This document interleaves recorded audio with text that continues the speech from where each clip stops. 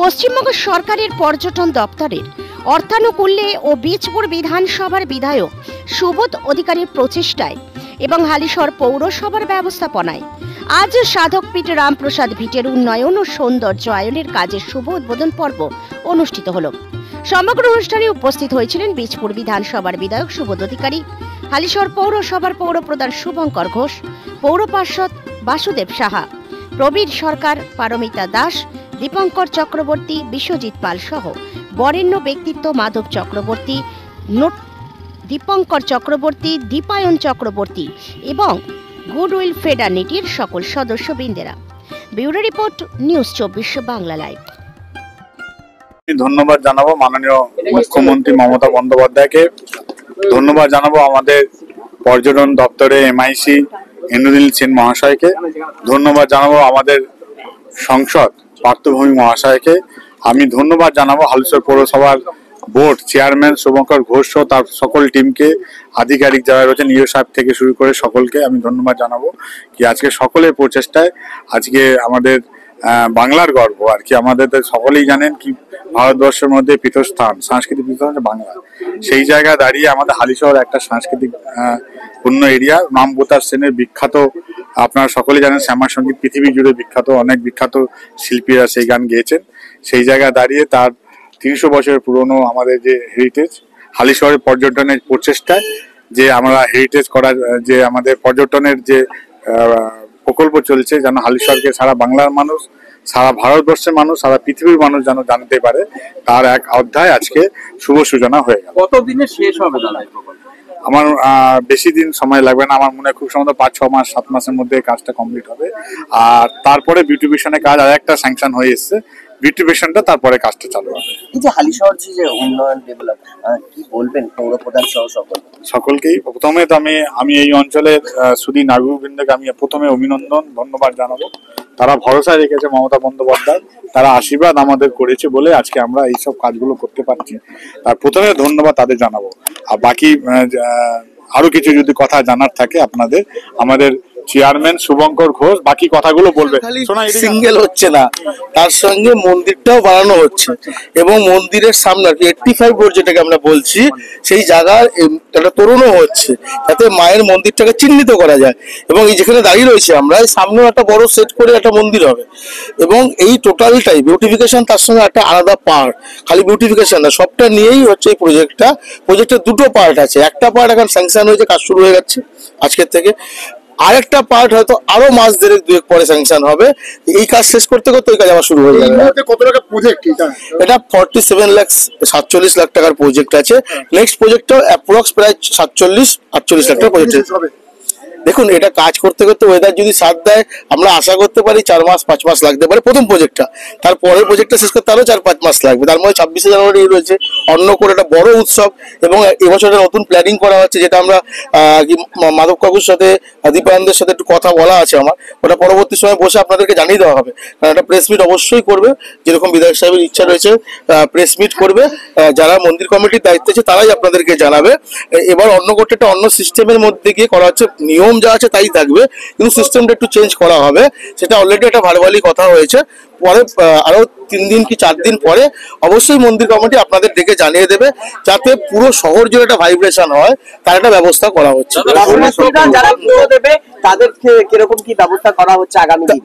তারা নিশ্চিন্ত থাকুন, এই বছর একটা নতুন নিয়ম করা হচ্ছে, যেটা অলরেডি মন্দির কমিটির সাথে আর কি মাধব কাকুর সাথে ভারবালি কথা হয়েছে এবং এটা নিয়ে একটা মিটিং ডাকা হচ্ছে। আপনাদেরকে অবশ্যই কবিতা বছর ডেকে নেবে। নেক্সট হালিশহর জুড়ে একটা নতুন পালক আজকে আবার যোগ হলো। দেখুন, কাজ করার যখন সুযোগ বর্তমান বোর্ডের আমরা মেম্বাররা পেয়েছি, যখন মাথার ওপর বিধায়ক সুবোধ অধিকারীর মতো লিডার রয়েছে, কাজ করার এই সুযোগ যে কাজ করতে চাইছে হাতছাড়া করবে না, কারণ ইজি কাজ করা যাচ্ছে। সেই জায়গায় দাঁড়িয়ে মানুষ আজ আছে কাল নেই, কিংবা পোস্ট আজ আছে কাল নেই, কিন্তু এমন কিছু কাজ করে রাখা উচিত যেটা ভবিষ্যতে মনে থাকবে। বর্তমান বোর্ড সেই কাজটাই করছে। নবীকরণের এই প্রকল্পের ব্যয় সম্পূর্ণ কি সরকারিভাবে? 100% পর্যটন দপ্তর বহন করছেন এবং পর্যটন দপ্তরের যিনি এমআইসি রয়েছেন, তিনি এটাও কমিটমেন্ট করেছেন যে এই প্রজেক্ট চলতে চলতে নেক্সট প্রজেক্টও দিয়ে দেবে। দীর্ঘ 300 বছরের যে ইতিহাস, তারপরেও আপনি যেটা বললেন যে কোথাও যেন একটা প্রচারের একটা, একদম আপনাদের সহযোগিতা চাইলাম এবং মায়ের যখন ইচ্ছা হয়েছে কাজটা এখনই শুরু হোক, আমার মনে হয় এবার আস্তে আস্তে পর্যটনে হালিশহর 100% ফুল আগে একটা গোল বৃত্ত কমপ্লিট করার জন্য তো শেষ অবধি প্রয়োজন হয়। এই জায়গাটায় আমাদের গিয়ে আটকে যাচ্ছিলাম, এটা যখন হয়েছে আমাদের মনে হয় পর্যটন হালিশহর আর 3 মাসের মধ্যে বড় জায়গায় পৌঁছাবে। যে প্রজেক্টটা দিয়ে আজকে শিলাস্ত হয়ে গেল, আগামী দিনে এটা ফুলফিল হয়ে গেলে পরে দর্শনার্থী কতটা বাড়বে বলে মনে হয়? এবারই দেখুন না, এবারই আপনারা অন্নকূটটাকে দেখবেন, এবং অন্নকূটে সন্ধ্যেবেলাটা তো ম্যাসিভ ভিড় হয়, আপনারা সন্ধ্যারতির ঘাটে দেখেছেন এই 2 বছর ধরে। আমার মনে হয় প্রতি বছরই ভিড় হয় অন্নকূট, এবং 1 জানুয়ারি 1 বৈশাখ যেগুলোতে মানুষ বেশি আসে, কিন্তু আমার মনে হয় প্রতি বছরের তুলনায় এবছর অন্নকূটে বেশি ভিড় হবে। প্রথমে ধন্যবাদ জানাবো আমাদের বীজপুরের সম্মানীয় বিধায়ক মাননীয় শ্রী সুবোধ অধিকারী মহাশয়কে, আমাদের সাংসদ পার্থ ভৌমিককে, আমাদের পর্যটন দপ্তরের মন্ত্রী ইন্দ্রনীল সেন, হালিশহর পৌরসভার পৌর প্রধান এবং সমস্ত বোর্ডের যারা মেম্বার আছে তাদেরকে।